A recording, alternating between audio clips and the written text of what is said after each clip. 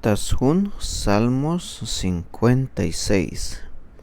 Hasmukul kotan te diose sok ayutzil teskope. Hichayal batik teshun diose.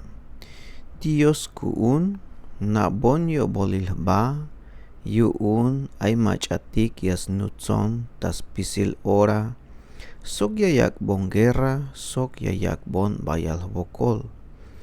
Tas pisil ora yayut inon te kontro take mero bayalik te machatik yayak bonik gerae ha te mero kahal yayak sbaike.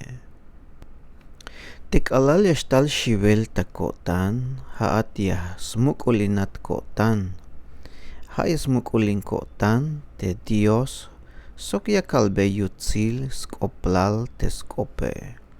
Hayas mukulin kotan te diose, mabayashiv kotan, biyashu yas pasbon te viniketike.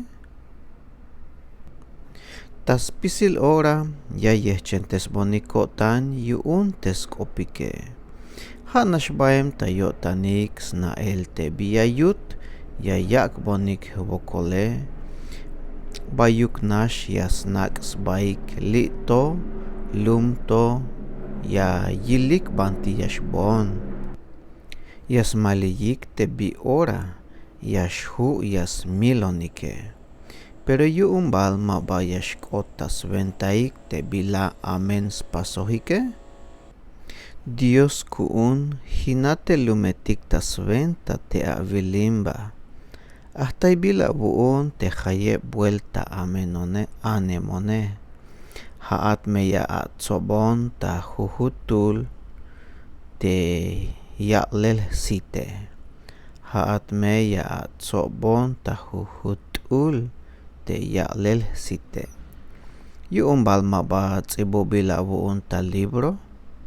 Ya meshachik ta suhtel bael te kontrotak te bi ora ya kan koltayel abu une. Mero na o te haat yashkopuhat te diosat kuune. Ha yas mukulin kotan te Dios sok ya kalbe yutzil skoplal te skope. Ha yas mukulin kotan te kahwaltik sok ya kalbe yutzil skoplal te skope. Ha yas mukulin kotan te diose mabaya shiv kotan. Biyashu yas pasbon te viniketike. Biyashu yas pasbon te viniketike.